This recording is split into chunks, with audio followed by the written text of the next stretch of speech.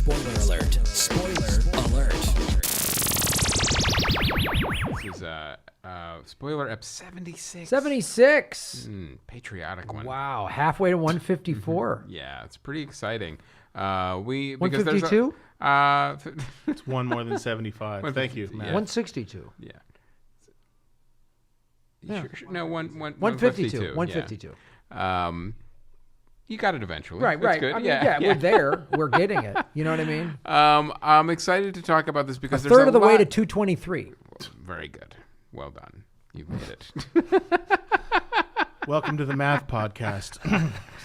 So, because there's a lot about Pacific Rim we wanted to talk about, and we didn't get to it because there's a lot to talk about, especially the ending. So let's, all right, obviously, if you're new to the spoiler ups, we have to do this every episode. If you're just stumbling across this, we are going to talk about everything involved in this movie, the ending, key plot points, whatever. So if you're like, oh, don't ruin it, you're listening to the wrong show. And why do you have such a stupid voice? Yeah, listen to the first one and go to voice training. I don't understand. I don't know why this is in my ears. I don't know how I figured out how to download this. Where am I?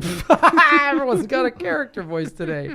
Oh, hey, boys and girls. Welcome to Spoiler Up 76. Halfway to 150 something. What is this, a math show? Come on. We're just going to replay the whole thing. Yeah, let's take it to 152. The numerology podcast. 7 plus 6 is 13, which is 1 plus 4. No, never mind. Sorry. Yeah, this is a special episode, I think is what I'm trying to say. The numerology. Before we get started, let's introduce our guest. It's a comic who I just was introduced. Was just introduced to him through Jim Rule, who's been on the show. He was on episode 6 of the FNX Comedy Experience, which airs April 13th, I believe. Very funny gentleman, Miguel Fierro. Hello. What's up, guys? Welcome. It's a pleasure to be here. Thank you. I'm excited. Let's talk about this movie. Let's do it. But first, let's talk about our Patreon sponsors. Let's really get into them. This is at the $50 level, Graham. You know, a lot of people are taking advantage of it. We appreciate it greatly, and you get your product and your website out there. And it could be anything. It could be a company. It could be a charity. It could be. So, Chris, let's say I was doing some sort of walk for MS. I think that would be, first of all, good on you. Thank you. Thank well you, sir. done. I help people. And I think this would be a great way to promote to get donations. So let's say, I don't know, my name's Will Leonard and my wife. Katie Bagwell? Yeah, she signed up for Bike MS. So it's a fundraising ride. And it changes lives, Chris. Yeah, it helps fuel progress toward a world free of MS, and she's going to ride from Houston to Austin at the end of April. The money raised will help fund amazing progress in MS research, as well as programs and services that ensure people affected by MS can live their best lives. You can reach your donation page at bit.ly/KTMS150. That's bit.ly/KTMS150. If you can, please help her achieve her goal. You get a read like that for $50 a month at the Patreon. It's I can't believe what a good deal this is. You're spending $50 a month, and she's contributing to this show and then raising money for MS. Right. And riding her bike all over Texas. It's a karma win-win. It is a karma win-win. It's a double win for the karmas. Yeah. Now this is going to be a karma win-win-win. Oh shit! And more wins? Yes, another win. The Audacity Performing Arts Project, still working to bring you opportunities to school communities who cannot afford them. And also, they're supporting Catherine Bagwell and her Bike MS fundraiser. All you got to do is make a token donation to Audacity, $15, and we will send you one of our amazing shirts as a thank you. Just use our donation link. www.audacityperformingarts.com/donate. That's www.audacityperformingarts.com/donate. We'll make the world a better place. And, of course, we have supplyandinvesting.com. So, okay, I got that one wrong, but we're not refunding the money. So supplyanddemandinvesting.com. Supplyanddemandinvesting.com, because planning for retirement should be as easy as planning your next vacation. It just takes longer. Done. Boom. Patreonics. Thank you so much. Go to patreon.com/comedyfilmers to support the show. So and now let's fucking get into this goddamn Pacific Rim spoiler. All right. First of all, let's just say Charlie Day, horrible villain. One of the worst portrayals of a villain I've ever seen in cinema. He's funny on Always Sunny. He was as a bumbling scientist in the first movie. I bought it as a criminal mastermind being taken over by a kaiju brain. Didn't buy it for 1 second. Yeah, I had some issues. So Miguel, you saw this movie twice, and you I saw did- the I did first. see it You're a big twice. fan of the first one. Not because I. It's just because I had to take a piss during like a really important scene, so I wanted to go back and just see, because I noticed some people were out of their Jaegers towards the end. I was like, okay, I what if this isn't really important? So I went back and saw it again, due to an app that I have that lets me go for free. It's called Facebook. And no, I mean, I thought it was I really actually, I went back and watched some of the first one today, just like some of the action scenes, and just a few of those. It makes this one look just so bad. I have to say, like the original. The first one you liked. It was the first fun. one was like artful and interesting. Guillermo del You know, Toro. Yeah. This one seemed like, I don't know, like a kids' TV show a little bit. Like I was like, there's a lot of forgettable kids jumping into Jaegers. I don't even remember who any of these people. I only remember like the Russian and because she had to fight with a kid. You know what I mean? Right. I don't know. A couple kids pick a kid from a Disney show, pick a kid from over here, and then just put them in here and make them all forgettable. John Boyega, I'm not my dad, all right? Oh my God. This movie managed to make John Boyega like irritating, which Right. because he's so good, Yeah. and everything else. And it's like in this one, he was like. It's like, like he's, when he's doing the whipped cream on the ice cream. That was and the it's just dumbest like, I was goddamn like- scene. Like that whole scene was so stupid. It's like, and Scott Eastwood, I mean, it was brutal. Yeah, he's just. Yeah. It was Yeah. bad. He's like Scott Eastwood was like every cliche, stereotypical, good-looking Guy in charge. guy Like in hard charge. ass. Like we don't get along, so things are a little different around here, hombre. Yeah. Like shut the Yeah. fuck up. Yeah, there was. I mean, don't know Shouldn't how he be you- honest? Shouldn't he be the bad guy from the bully fraternity on a Spring Break movie or something Yeah, like he that? should belong to the Cobra Kai dojo. Right, exactly. He's that kid. I mean, if they were going to flip a character, that would have been more interesting one to turn into a villain than Charlie Day. I think. I don't know. Yeah. Because- Yes, any other character would have been more right. interesting. Yeah. And then you kill the one interesting character, Mako, who actually has had a backstory and had an interesting reason for being in the fight with the kaijus and the Jaegers, and like, nope, she's gone. So it was like everything that you really liked about the first movie, somehow this movie managed to ruin, with either turning a character that made no sense, or killing a character that shouldn't have been killed, or adding characters that nobody cared about. And just like the dumbest storyline, like we are introducing the Chinese lady from the Evil Corp or whatever. Right. We're introducing Evil China Corp. Evil China Corp. We're Right. introducing the drones. I'm just like, oh wow, here comes. Boy, what's this going to happen here? Gee, and then when What could go wrong, right? Oh, Yeah. a Jaeger attacks everybody. I was just like every cliche, like, oh, nobody programmed that Jaeger to help get the drones sold, or like just Right. fucking every hacky. There was a lot of, and there's a huge plot It's a hole. plot in line this from movie Blue to me Thunder, that just- by the way. Right. It's a plot line from Blue Thunder from the 80s. Anyway, Well, go ahead. there's a big problem with this movie, with the whole thing with the kaiju blood being so reactive. I went back and watched a bunch of the first one. There was no, I mean, like the whole point of it, was like to stop the kaiju from jumping in and, starting this whole. But in the first one, there was no reactive kaiju blood, and they would shoot missiles at him and stuff. Yeah. You know what I mean? Like you'd think if they were so reactive that they would. I mean, I can't believe I'm even saying this right now. I did the math, but you think that they would just blow up. I don't know. To me, it was just kind of like, Yeah, it's not like Aliens that have the acid for blood. Like Well, it's a great point that Miguel brings up. It was so many problems with this film. It just stuff. They just introduce half-ass shit. We talk about this in sci-fi all the time. If you're going to introduce something, then you've established the rules. You have to stick to them, and they just sort of oh, the kaiju blood gets hot. Right. Yeah.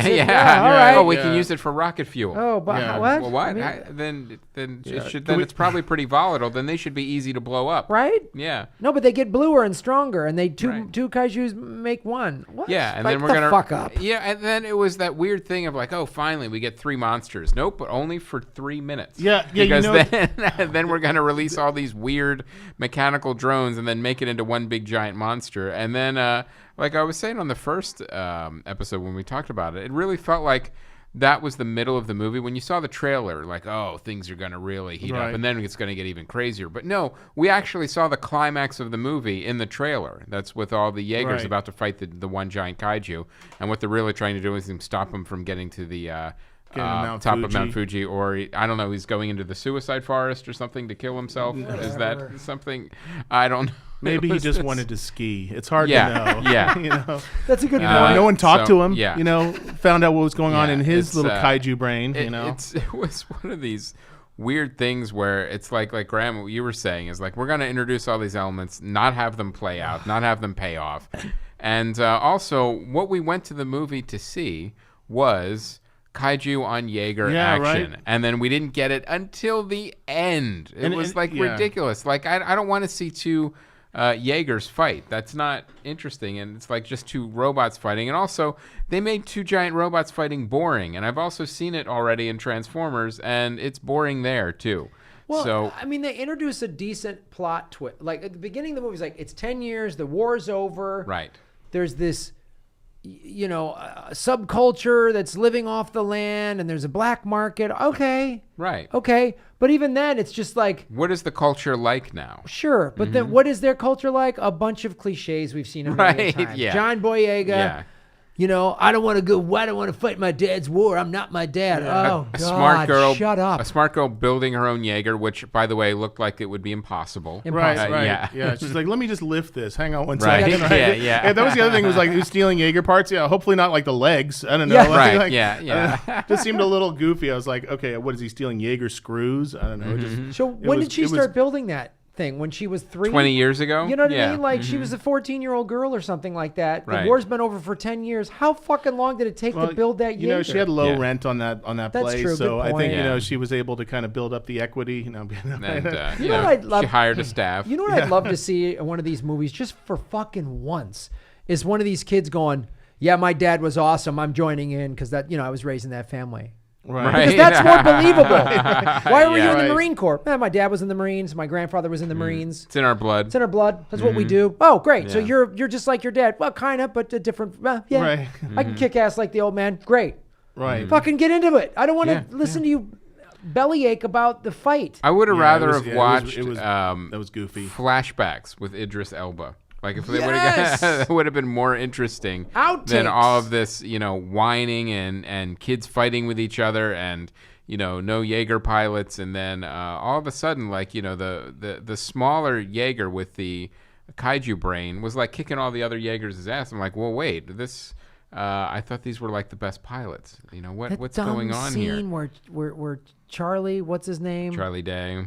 Comes back to his apartment. Yeah. And he's like, hey, honey, how was your day? Oh, it's a kaiju brain. Yeah. God. And I didn't really what? What was he doing when was he like going on the kaiju internet or something? Yeah. I don't know. Right. What was he doing when he put that thing on? Like, I don't know. It was just a little. He was drifting. He was going. He was like, was it like the precursor, which is the dumbest name for an alien ever? Was he like the precursor guy inside of him, like going back to the kaiju? I don't know. What precursor was that? doesn't even make any sense to call an alien a precursor. It was so that, and actually it was pretty funny that when they were showing, in the beginning, that little montage of getting you to where we are now, and they showed the precursors. I was like, I don't remember how goofy those things look. I know. Yeah. But at least with that movie, it kind of, you kind of knew that they knew that some of that was goofy, right. and we're going over the Guillermo del Toro top. And in this one, I think they just kind of gave it to you like an episode of Power Rangers. That's what it felt. Well, we were talking about it before. It felt like a straight to DVD sequel where like all the budget got cut for like from the first movie but it didn't. I mean, it was still a $150 million movie. Yeah, you could make a good movie for $150 million, even with today's prices. Did you guys see it in 3D? No. Yeah, I did see it in 3D, and the 3D did actually was pretty cool. Yeah, the really? 3D was pretty cool. Mm-hmm. That was like, to me, the best thing about the movie actually was that it did look pretty cool. Like, with stuff coming at you, or what did it? Was it in? It was good like depth? when they're in the Jaegers, there's a lot of readouts and everything, and those looked really cool. Okay. The when they're in their little war room, that's all 3D, and that all looks great. Mm-hmm. Well, that's a good point. Those were cool graphics when they'd go. The person would go, all right, let me send you this. And they would just like literally throw over this 3D file that would pop up. Yeah. That was cool. Right. It did the thing that I kind of hope science fiction or whatever these kinds of movies will do, which is like you come out of the movie and you just look at everything a little bit differently. Like even a crappy movie like Attack of the Clones did that for me, where I just came out because it was just so for that time it was I thought it was pretty well designed for that time. And in this movie, you know, it was kind of a, you know, visually interesting. You know, the plot was ridiculous, but I did come out go, oh wow, look at, you know, you look at the cars and you kind of look at the design of everything. You know, it did do that for me. So I have to give it that. Well, as far as production design goes, you know, it was really interesting to see the different types of Jaegers and like what their weapons were. Like, you know, everything from a giant spiked ball to an energy whip. Like that stuff's cool, but we didn't get to see enough of it. Like I want to see you using all these cool weapons to fight monsters, giant monsters, and you only got to see it at the end. So you know what I thought was really funny about the movie? I don't know if it's funny, but like, do you remember there's that part where like one of the Jaegers like does like sword out left, sword out right, and then it like runs along like it's getting ready to, you know, like it's getting ready to attack, and it's like as it's doing it, it's like skimming the buildings and knocking them over. Just and destroying Tokyo. I'm like, I hope there's no like people in those. Oh, well, that's funny. They covered that. They covered that by a line of dialogue. That this was at the end, right? Oh, I didn't. They catch. said, "Oh yeah, everyone's in the shelter, so you're okay to go." So they actually, they actually, they addressed that with one line. We're like, really? Everyone got to the shelters that quickly? And you're still allowed to just do billions of dollars of damage in the city. Yeah, just that'll to look take cool. decades to repair. Yeah, right. Yeah. Okay. Well, like, hey, but next Sydney, time, Sydney didn't though, you right? know, next time when you take your swords out, just, you know, maybe not hit the buildings before you hit the monster. You don't need to drag them along. Yeah. Yeah. Remember, he was like, they were using the whip to pull the buildings down onto him. Right. They're like, this will stop them. Yeah. You know. Yeah. I can't, like, I need, and then we have to go back to that stupid fucking ice cream scene. Yeah. What the fuck? Yeah, What was the point of this? That was, quote, comic relief. Yeah, that was brutal. And it was just to explain his personality, like, look, you're all selfish. You washed out of here, and like, I just here till I can get out. Or I didn't even understand the purpose of that scene. Yeah. Why look, he's see, doing I don't listen to anybody. I'm a rebel, but I'm still gonna be like, you know, but I'm still the best pilot here. That kind of, and it was like, no, I'm not buying any of it. Who wrote that scene? Yeah. It was awful. Yeah. It seemed like the Jaeger program must really be hurting if they need to pull a guy out of like the life of crime, right? You know, to like go and teach a bunch of kids. Like, and he hasn't been there for years. I don't know. I haven't had too many jobs that pulled me back as a supervisor. Yeah. You know what I mean? Yeah. Like, you know what? You were really good at making lattes. Let's get you back in. And no there. adults, no one in their 30s can be and bring the kid with Right. him that made her own Jaeger that stole all the parts. Bring her too. I'm gonna do it. Yeah. Don't speak Russian to the Russian girl. Who cares? Yeah. What's her problem? Yeah. And that thing, like, she's mad. Like, just all this bullshit contrived conflict. I didn't Right. buy her like anger at the kid. Like, you would think that she'd be like, oh, that was cool how you did that. Like, you so what? I failed my driving test twice. You know, that was the whole thing. She failed it 3 times, and then this kid gets in because she built a Jaeger. It's like, you know, it's like you just, hey, game recognized game, kid. You know what By I the mean? way, these giant monsters could end life on civilization. So you're gonna have some petty fucking fight over who got into the goddamn academy? Right. Like, Yeah. shut up. Yeah, it was all contrived. I mean, all that. And actually, I have to say, in the first Pacific Rim, I saw that one twice as well. And the first time I saw it, like over at the AMC, the Burbank there, Came out in 5 years IMAX ago, by the way. 3D. Yeah. And it was, and I was kind of, I felt like I was in the movie. It was so huge, you know what I mean? It was just so big. The second time I saw it, I kind of noticed that a lot of the conflicts and the things that the people had to go through also kind of dragged. So that's kind of a problem with these movies, is that the actual stories of the people are they kind It could of be fleshed out more. could be more interesting. Yeah. You know. I will say this though too. Like I think this movie was almost like a bucket full of premises, because there was like all these interesting you get threads of ideas that just didn't go anywhere. Like Right. here was the one where the drones were programmed to open up breaches. So Right. and all of a sudden there's breaches all over the world. This is a big problem. There's going to be kaijus coming out of them. Nope, only 3 came through. Right. So Yeah, we sealed it up. well, oh my god. Yeah, it looked really? because they were right. They'd opened them up all over, and I guess Yeah. they were all like, oh man, I guess we got to go. You know. Yeah, Like, yeah. It's like, all right, well, no, we sealed them. We cut one of them in half by sealing the breach. Now only 3 got through. Okay, well, then we've got a bunch of Jaegers. We'll fight them. Oh, no. Now this 3 is only going to be just one the big thing one. that And it's was- going to climb onto Mount Fuji and ignore us. The horrible thing about that introduction was they think they're really clever because the end of the movie's like, who? And the end of the movie, somebody goes, next time we're going to them. So now they're telling us Pacific Rim 3 is going to be, they're going to cut open the thing and go down into the alien world. And fight the precursors on their own turf. We're going to go after them. And it's like, okay, then why'd you make this movie? That one sounds fun. Yeah, that one sounds a little more interesting. Why can we have skipped this one and gone right to that? You don't need a trilogy for this fucking dumb franchise. You know what would have been a cool movie is just a movie about all those people who were partying in the beginning, you know, next to in the you know, who were like, you know, next to the kaiju carcass bones or whatever, you know, and just all the things that they go through on a day-to-day basis. You know, what's that squatting like, in half a house? Yeah, some relationship issues. Like, well, you know what's funny too is like they're like drinking all this like expensive shit, but like in the meantime he's like jacking people for sriracha. I don't know. That didn't really make it. Like, what are these like the squatter millionaires he's hanging out with? It's it's a barter system at that point. Right. Yeah, I just there's so many the ending. I mean, again, visually there's some kind of cool stuff when the kaiju's running up Mount Fuji. Right. And then they got to blow it up, and they come down, and then mini kaiju, you know, Scrapper. Scrapper. Yard sale kaiju comes down, right, and lends a helping hand. Yeah. Now, I will say this though: in this movie, the one thing that it did do that I did have a complaint about the first one was because of the technology. And you could tell, like, for the first movie, some of the effects had to be hidden a little bit in storms, rain, or darkness, and darkness, because, you know, it was so much to animate, you know, with monsters and robots and stuff. With this one, you did get to see broad daylight, and you got to see the action better. You just didn't get enough of it. Like, I wanted to see, you know, robots fighting monsters maybe an hour sooner. Right. You know, than we actually got to see. I remember some of the cool robot monster fights from the first one where they're like dragging that ship and then they. It's totally way. The action in the first one is way. But I mean, I watched a few clips today just to refresh myself, and I was like, oh, that was dope. Also, you know, like the monsters were far more interesting, and there was a bunch of different ones, and they were all designed differently. So you know, it was the same thing where, and that was, I think, always the kind of the intention of the first film too, is like each kaiju is different and each Jaeger is different. Right. There's always strengths and weaknesses to each one.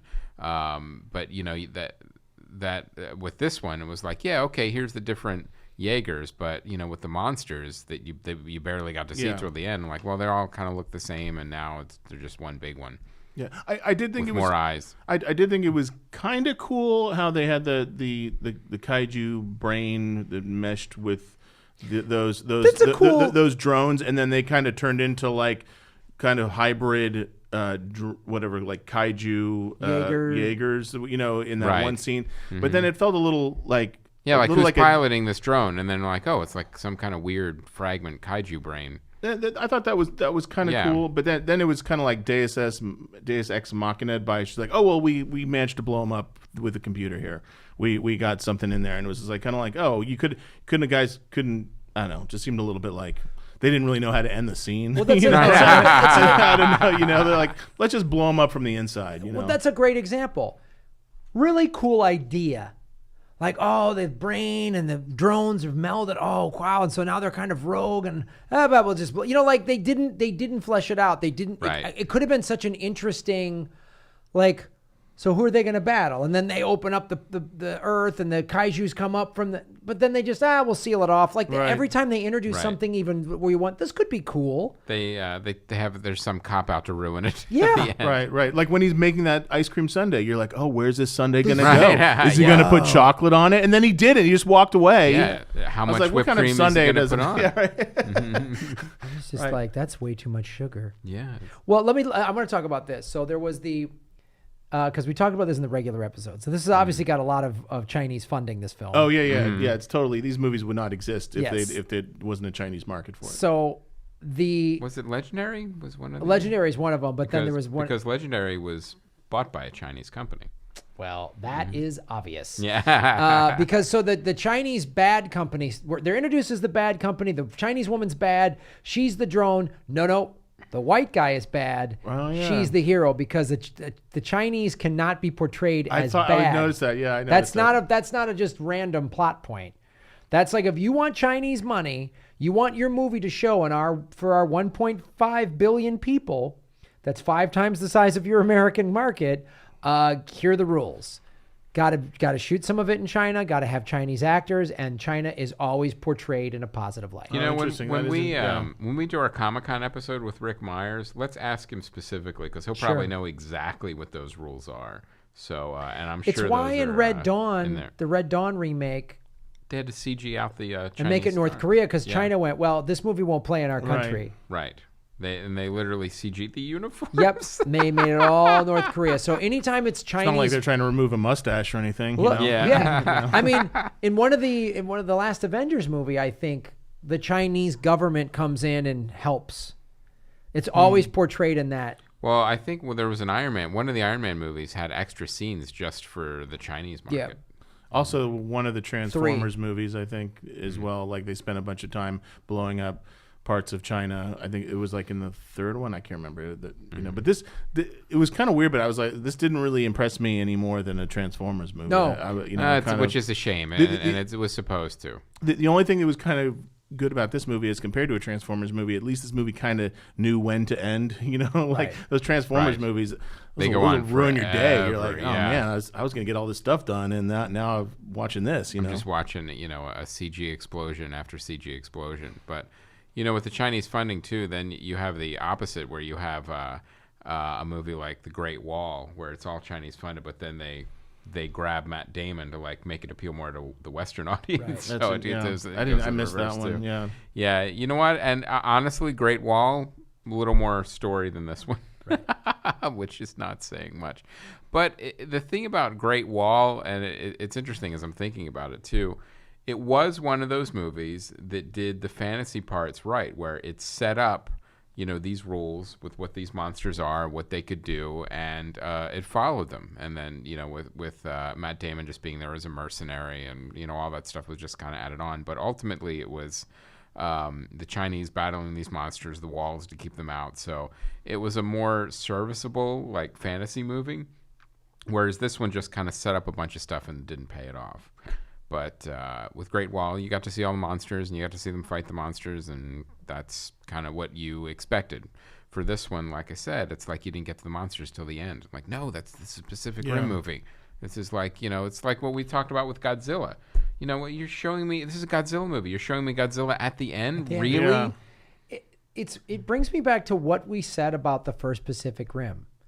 We came out of that and said the same. We said the opposite. We said, wow, this is what a Godzilla movie should look like. Right. And this is what a Transformers movie should look like. Right. Not great, but fun. The first Pacific Rim Right. was fun. Great big fight action scenes, enough of a story and a plot. And then you had really skilled actors and Charlie Hunnam, Idris Elba, and a fantastic director. Right. Carrying through this big budget popcorn movie. Right. And this second one, wow. It was all missing. All missing. And also, like, a lot of the elements that kind of seemed charming in the first one because they were in that Guillermo del Toro world did not work in this one. Like, Bern Gorman's character just looked odd to me, Right. And also, like, Right. Even though he was the one who was kind of giving it 110% of all those guys, I felt like I was like, okay, he's really going for it here, just like he's in the first one. But it seemed out of place, and I don't know, pretty much all the acting in this movie was pretty rough to behold. It was a walkthrough.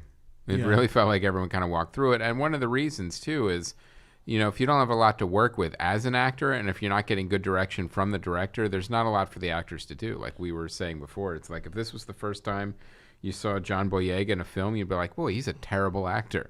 And and he's actually really good. Yeah, no matter how many jokes about how good looking he is, that was the other thing. It was kind of weird. It was like a lot of these jokes that just didn't go, and they didn't work.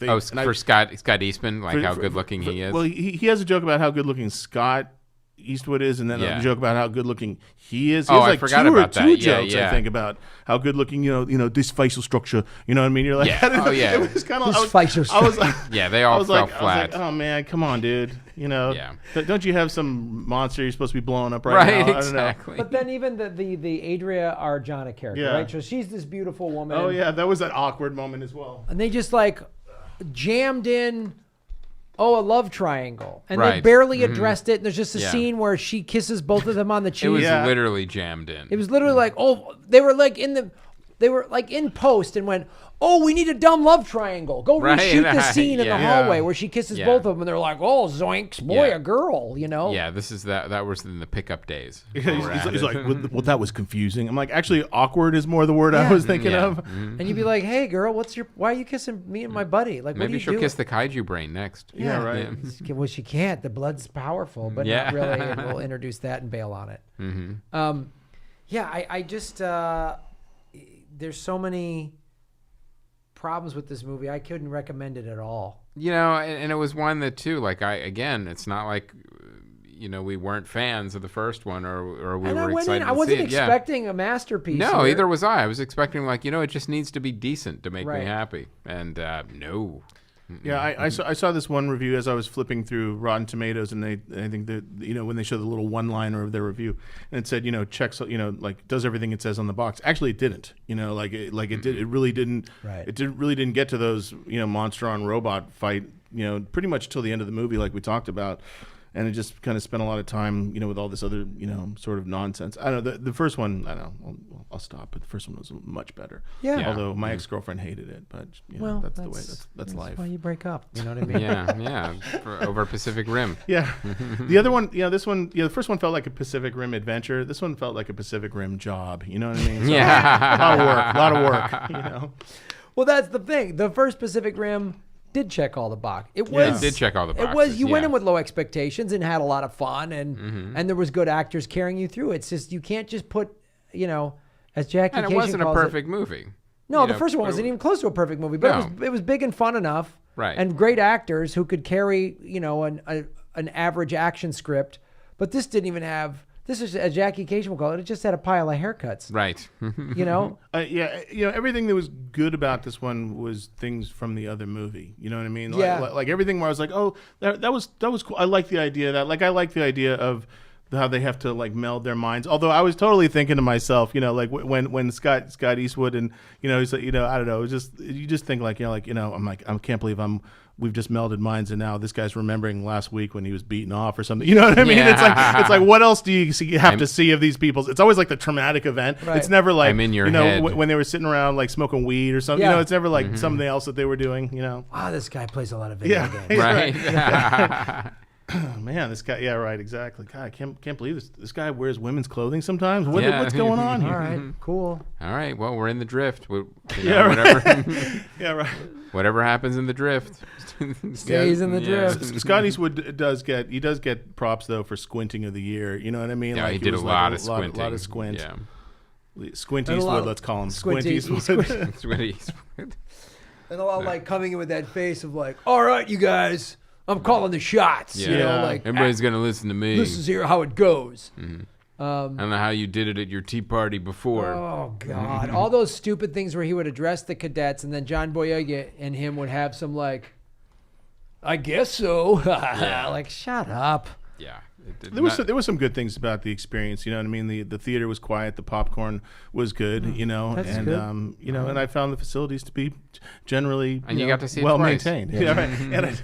And I was like, what kind of person am I? I'm going to see this movie twice just because I missed like one scene, you know. And it was, and when I went back and saw it again, I was like, I guess I didn't really miss that. I missed the first time I missed that scene where she takes him inside the Jaeger.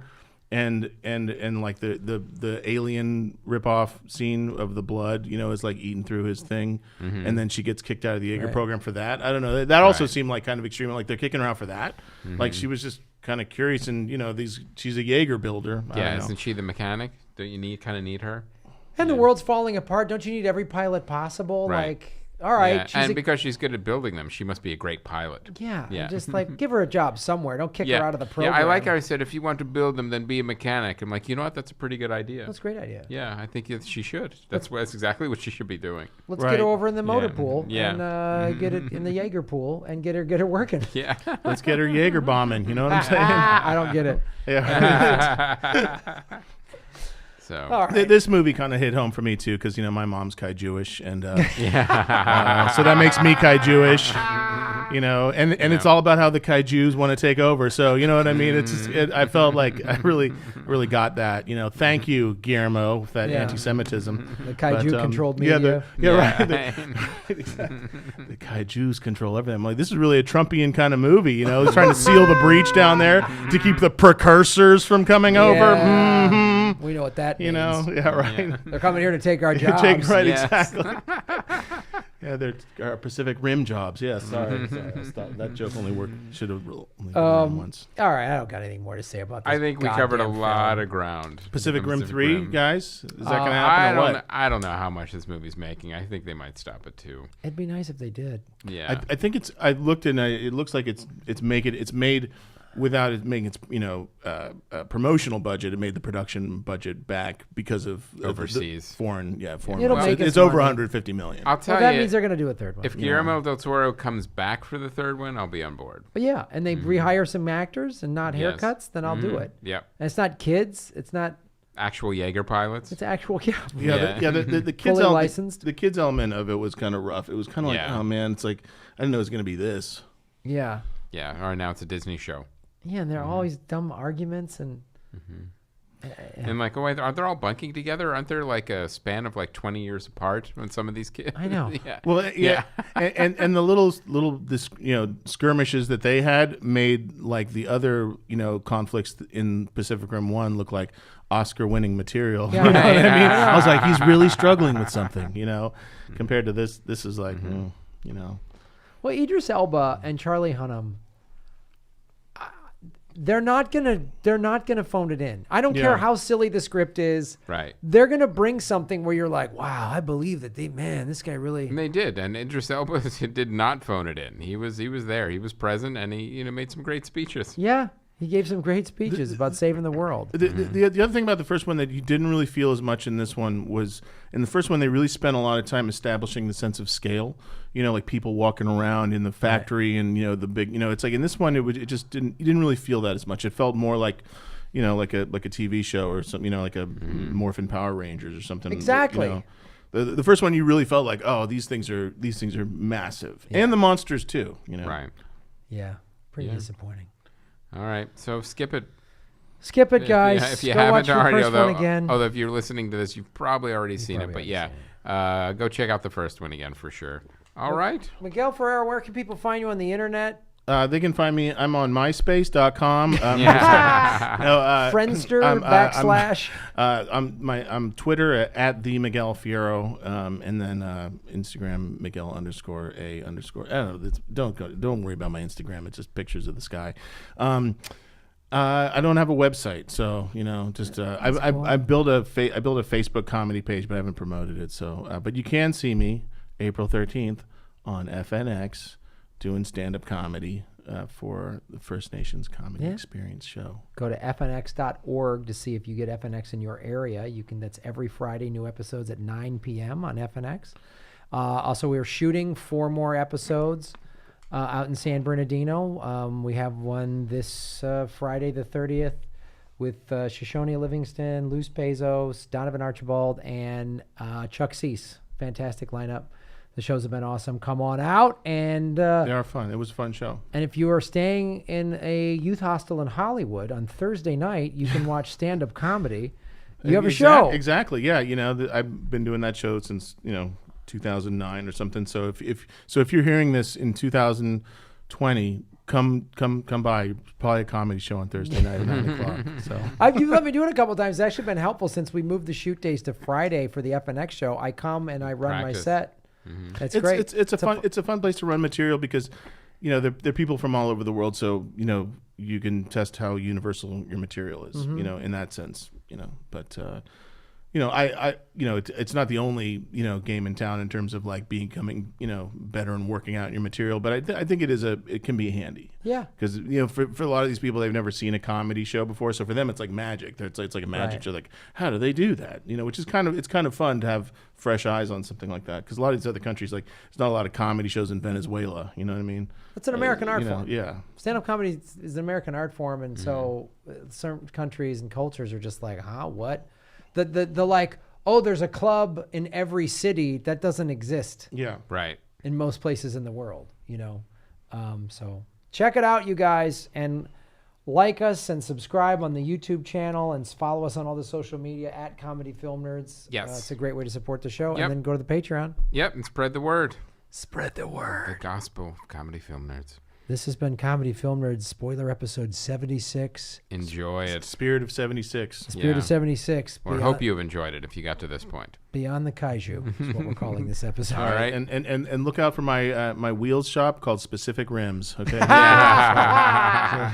right. Enjoy the breach. Thank you, Miguel Fierro. Thank you, Aaron Brungardt, and everyone here at the All Things Comedy World headquarters. Cheers. My name is Graham Elwood. And I'm Chris Mancini. And as always, remember... Han shot first. Oh yeah, he did.